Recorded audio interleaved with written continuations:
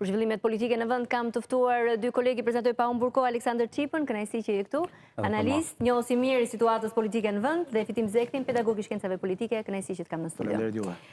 Çipa, kërkesa për gjykatën kushtetuese, gjykatën e lartë nuk vjen vetëm nga politika në Shqipëri apo nga ambasadorët, është kusht për të plotësuar përpara se të nisim zyrtarisht negociatat. Do ja dalim dot po?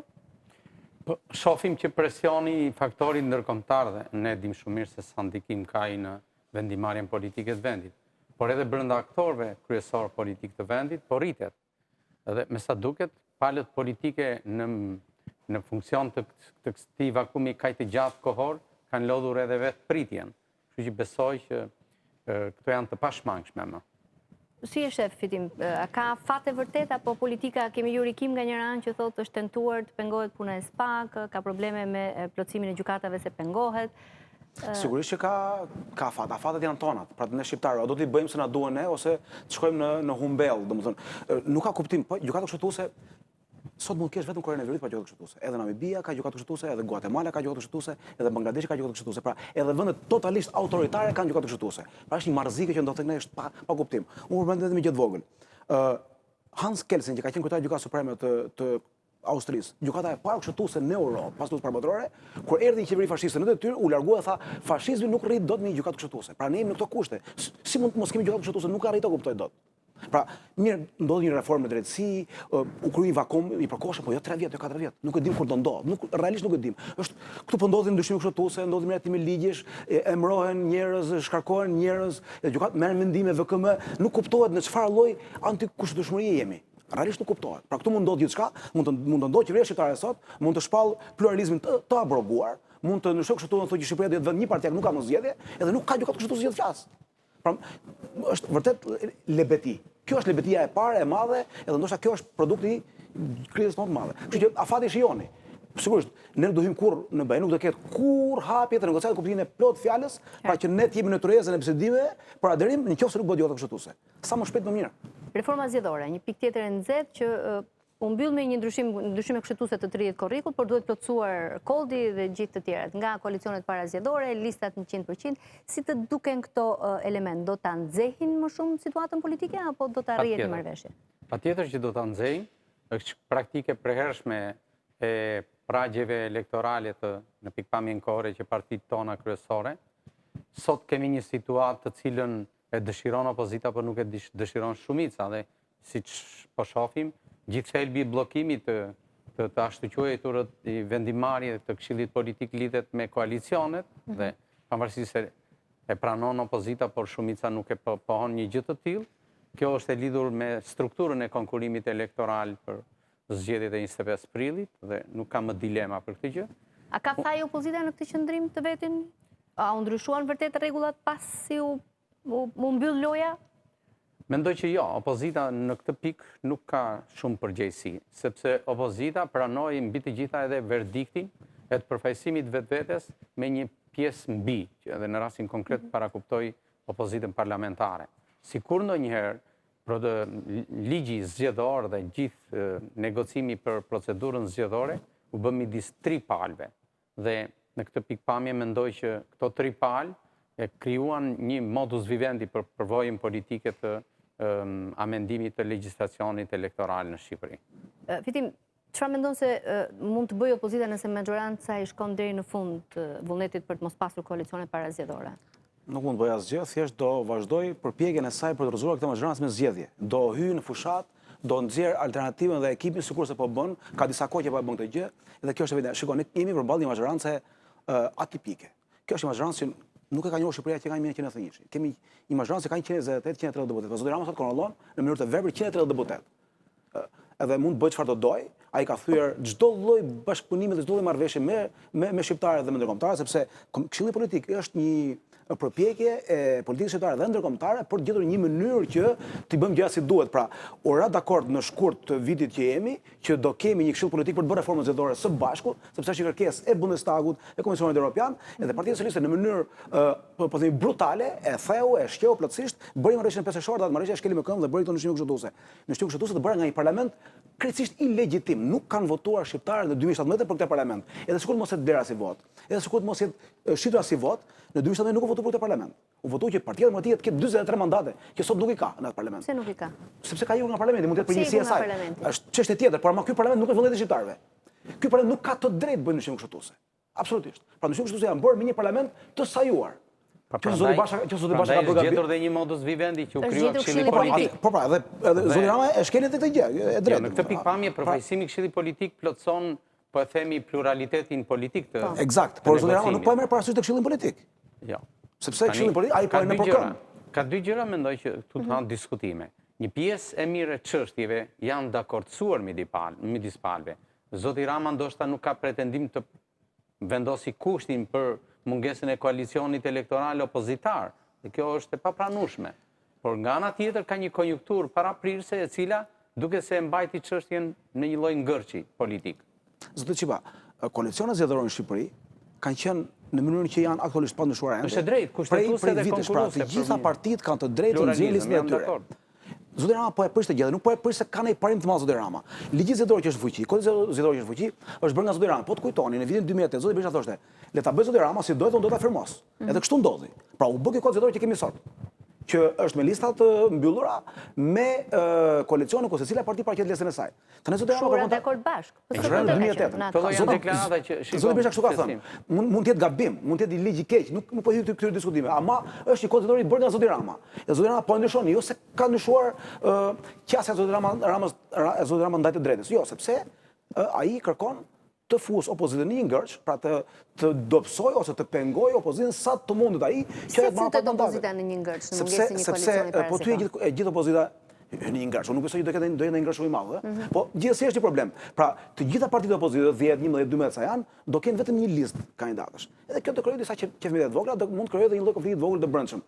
Te kjo gjë shpreson zoti Rama të kapet, si më thon, si i mbytur pasi fije kashte që të marrë mandate mjaftueshëm për të formuar një qeveri. Gjë që nuk ka sens. Unë e kam shpjeguar edhe diku, kryeministra që kanë marrë nga 3 mandate në historinë politike të botës, që nga vitet 1700-1800 kur nisi moderniteti, janë me kishë dorës. Anglia ka 3-4, Gjermania ka 2-3, nuk ka. Pra, nga 200 apo 500 kryeministra që ka njohur Europa, mandata 3 nuk merr dot njëri, edhe kur është shumë i suksesshëm. Jo më një kryeminist si ky i biraditur në çdo aspekt, në aspektin social, ekonomik, kjo është aksion Çipa, kjo është diksisja politike. Se nuk është aksion për Jo, është aksion. Për kancelaren Merkel. Jo, po nuk është aksion. Pikërisht sepse kancelarea Merkel ka bërë gjëra të mëdha, ka mbajtur në këmbë BE-n. Zoti Rama nuk ka bërë gjëra të mëdha, zoti Rama ka bërë gjëra shumë të këqija për të vënë në këto 7 vite. Shumë ke ky debat sepse por kjo është temë tjetër, është temë tjetër. Po them që nuk ka përjashtim. Ky nuk është një ekcepcion në rastin konkret, nuk është një përjashtim. Rasti i mandateve të dyta apo të treta. Jo, mandatet e treta janë përjashtime. Mandatet e treta janë përjashtime, edhe janë për kryeministra shumë të janë për zotin Koll, janë për zotin Merkel, janë për Thatcherin, edhe Churchilli ka mandat të tretë. Kemi parasysh kontekstin dhe situatën aktuale në cilën është vendi. Dhe jam dakord në këtë pikë. Por Partia Socialiste, duket sikur po e mban pak, bën një lloj rezistente, sepse ne e shohim edhe vetë sistemi elektoral e mundëson, avantazhon një opozitë në koalicion paraelektoral. Kjo dihet. Është aq më tepër që në pikpamjen e krediteve të besueshmërisë, opozita gjithmonë është një alternativë më e pranueshme, sepse konkuron si alternativë kundër kësaj ndënjeje, sepse praktikisht pretendimi i mandatit tretë është një betejë edhe me situatën e ndenjur në cilën politike në cilën A ka ndonjë mënyrë është qeverisja. T'ja pamundsoj Ramës këtë Natyrisht që po. Prandaj reziston kaq shumë opozita që koalicionin e ka kusht të panegociueshëm. Të paktën koalicioni paraelektoral. Opozita ka kusht të panegociueshëm, por opozita nuk mund ta pengojë Ramën në parlamentin e tij të verbër ta miratojë këtë gjë në parlament. Do të besoj që Rama do të shkojë deri në fund sepse Rama sepse Rama i ka këto gjëra, po nëse presupozohet se dështon Këshilli Politik, kjo krijon një krizë të papritur në jetën politike. Nuk është kaq e thjeshtë. Unë besoj që zoti Rama do të shkojë deri në fund sepse këtë kredit të imponimit të një vendimi politik ja kanë zhbër faktorët ndërkombëtar dhe palët politike nga momenti që zgjodhën një tryezë ekstra institucionale siç është Këshilli Politik. Jam dakord shumë, por çështja është që zoti Rama po shkon në mënyrë të njëanshme drejt këtyre miratimeve. Ai edhe propozimin e opozitës që të marrin opinionin e Odirit që është zyra specifike e OSB-s për zgjedhjet, ai e refuzoi. Në leximin tim zoti Rama nuk më besoi se do të shkojë deri tek akti i pa negocimit të kësaj çështje. Unë mendoj që ai do bëj gjithçka që ti prish koalicionin. Përfaqësuesit politik po japin këto shenja. Po. ka Shko, në përfunduar. kështu se i kanë Mund ta hapur quhet rrugën, po Tryeza është e de hapur. facto, po Tryeza është e hapur. Në kështu se i kanë hapur rrugën, heqjes koalicione, por nuk i kanë hequr koalicionet. Por ama kanë hapur rrugën. Që të hiqin koalicionet. Zdo Rama tani thotë që do t'i heqë koalicionet në mënyrë si ato kanë qenë. Pra nuk do ketë më koalicion të shumë partive me listën specifike për shqiptarë, nuk do kenë mundësi të votojnë deputetin A të partisë A. Por do jetë deputeti A brenda një liste që nuk identifikohet dot deputeti. Pra Zoti Rama po e bën këtë gjë, e thash për këtë gjë, edhe unë mendoj që janë përpjekje sigurisht të njerëzve të dëshpëruar, këto nuk e njeh Shqipëria, këto njeh gjithë bota, pra politikanët kur janë në ditën e më të keqe dhe e kanë ndarë mendin të shkojnë deri në fund, do bëjnë ato veprime. Sepse mendoj unë të paktën që Zoti Rama përballet me një makt, që nuk është thjesht humbja e zgjedhjeve, është diçka më e madhe se kaq, është ajo që thotë Aung Suu Kyi, që nuk korrupton pushteti, por korrupton frika e humbjes pushtetit dhe frika e ndëshkimit për pushtetit e atyre që marrin pushtetin. Edhe Zoti Rama është në këtë makt, nga frika e ndëshkimit të nesër. Unë mendoj pak ndryshe. Edhe ai po Ky makt, fatkeqësisht, ky makt në përvojën politike të lidershipeve tona majtas djathtas nuk ka ekzistuar. Deri tani jo. Fatkeqësisht nuk ekziston. Jo, maksimum këtë ekzistuar, por nuk është provuar e vërtet. Në qoftë se duhet marrë të mirëqëna akuzat që opozita politike po i bën zotit Rama për kapje të sistemit dhe kapje të pushteteve të tjera, edhe nëse ai e lek të pushtet, do të thotë që nuk ka arsye ta fitojë këtë mall. Dhe këtu kemi një alogjizëm mendoj. Jo, po ndërsa, po gjithsesi, ne duhet pranojmë edhe një gjë. Ajo që lexojmë si pritshmëri në procesin zgjedhor të 25 qershorit, prillit më fal, është jo një fitore e thellë e palëve, po përkundrazi një konkurrencë e cila do të përdoret. Dhe në momentin që një opozit del e fort nga një proces zgjedhor, ne dim shumë mirë që nuk ekziston më ky makt. Zoti Çipa, është vërtet Po duhet që ka opozita këtë eufori të një rezultati që nuk është kokë në kokë? Opozita e ka natyrisht që pretendon fitore, madje janë deklaruar për numër mandatesh. E di pse Çipa opozita thotë ne do të marrim 34 mandate, pak nga deklarata zyrtare. Për të qenë brenda një analize korrekte. Sa për çështjen e ndëshkimit të Zotit Rama, unë nuk e di do ndëshkohet apo jo, por di këtë gjë që sigurisht sot sistemi i drejtësisë po bie në dorën e Zotit Rama. Por në momentin që Zoti Rama bie nga pushteti, drejtësia, këta prokurorët edhe këta gjyqtar, sepse sistemi jonë është shumë i politizuar, shumë lehtë mund të lëvizin. Edhe në një presion caktuar ndërkombëtar, këtu mund të kemi një situatë re me ndëshkueshmërinë e politikanëve. Pra, edhe mund të kemi një Ram të ndëshkuar apo edhe një ministër të Ramës të ndëshkuar. Kjo mbetet për të parë, pa makt shkakton. Sa i takon mos jem në këtë utopi. Sa i takon fitores mund të opozitës. Shikoni, në vitin 2017, me gjitha të që u shfaq në përgjimet e gazetës Bild me Dorsin, me Dibër, me gjitha të blerje masive, me mënyrë kirurgjikale, qendër votimi pas qendër votimi, Rama mori 48% votat shqiptarëve. Në qoftë se opozita do garonte bashkë, sikur sa është tani, Rama do të ishte në opozitë dhe me atë rezultat dhe me atë blerje masive, sepse nuk do merret dot 71 mandate. Kështu që është sigur që humbja e Zotit Rama nuk është e pashmangshme. Kjo nuk ka dyshime.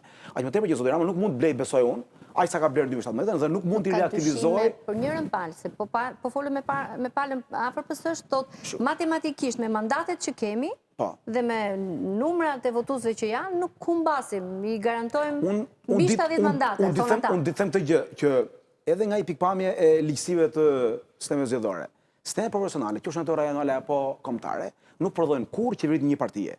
Në një research paper që është publikuar, që unë kam marrë pjesë, janë parë 150 zgjedhje në 20 vende të botës, edhe në Ghana, edhe në Afrikën e Jugut, edhe në vende që nuk kanë demokraci të mirë, edhe vetëm në 2 raste ka kur sistemi profesional prodhon qeveritë një partie. Është Gruevski në 2014 dhe Rama në 2017, ku në 2 raste ka manipulime masive të zgjedhjeve. Pra, nuk prodhon sistemi. Pra Rama e ka të pamundur realisht. Pra, asnjë lloj aritmetike, asnjë lloj kombinimi nuk e prodhon. Ka diçka kur flitet për një koalicion me bazë të gjerë pas zgjedhjeve. Padyshim. Ama ky koalicion s'mund të jetë më me Rama, sepse ai është vetëm tani, do humbë zgjedhjet vetëm dhe nuk mund të ketë koalicion. Sepse koalicioni do jetë anën tjetër, do jetë tek Zoti Basha, sikurse është. Kështu që nëse merr mbi 71, mbi 74, çfarë do që të ndodh, opozita do jetë në koalicion. Kjo nuk diskutohet fare.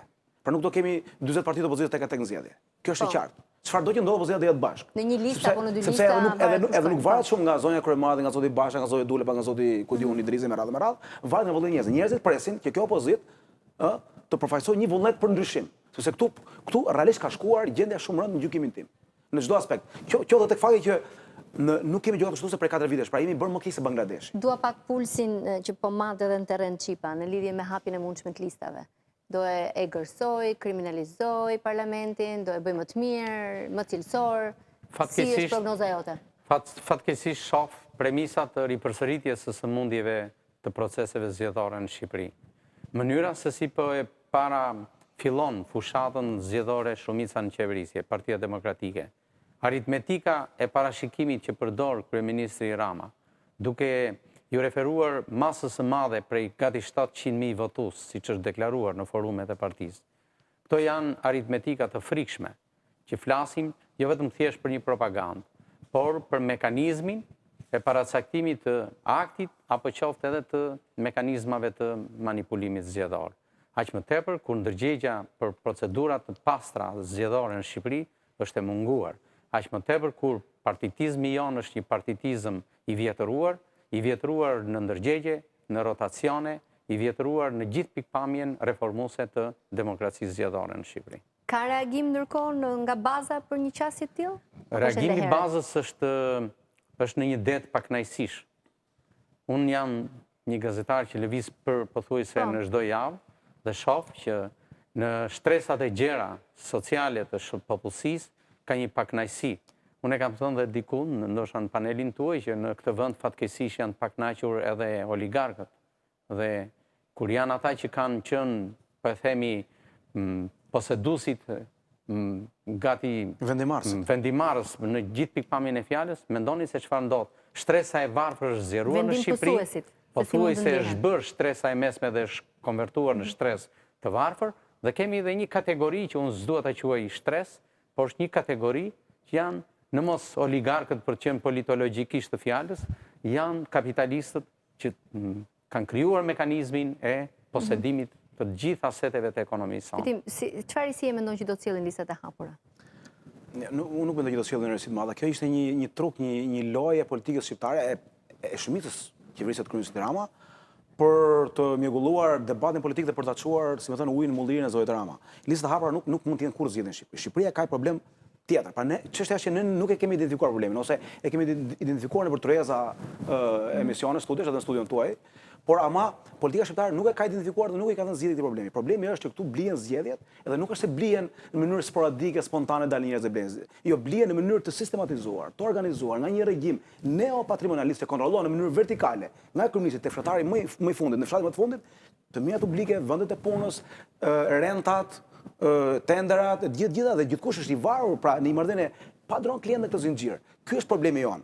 Pra, edhe nëse ne do themi që ky është problemi, atëherë kjo nuk zgjidhet me listat e hapura. Listat e hapura u nxorën nga Zoti Rama dhe nga disa njerëz të shoqërisë civile që mund të jenë duke shërbyer Zotit Rama, për qëllimin e Zotit Rama që të mjegullojë debatin dhe ta çojë çështjen tek prishja e koalicioneve zgjedhore. Edhe ndërkombëtarët e mbështeten me idenë e një demokratizimi të brendshëm të partive. Parimisht listat e hapura janë një gjë e mirë. Do ishte marrëzit të mos e mbronin listën e hapur përballë listës mbyllur. Por praktikisht jo, sepse në Shqipëri blihen edhe nuk ka kuptim. Pra ju mund kandidoni, gazetare e njohur dhe mirënjohur këtij vendi prej shumë vitesh, edhe ndërkohë dikush, një alabak, më falni për shprehjen, që ka para mund t'i blej votat dhe ju nuk fitoni. Apo jo, ndërkohë shqiptarët do donin që të ishit ju. Pra, lista është e hapur dhe ju nuk votoni. Pra, Shqipëria nuk e ka ende këtë mundësi. Se mos është portal që Ilva do kandidoj, nuk s'kam plan. Se do e merrte. Do ishte mirë për këtë vend. Zbardhjet e shpejta. Pra, e kam fjalën që lista hapur nuk kanë zgjidhje, janë një trup elektoral. Që do hyjmë tek natyra e sistemeve, do hyjmë tek kjo, pra tek të shmangim blerjen e zgjedhjeve, të shmangim manipulimin e zgjedhjeve. Faleminderit. Faleminderit.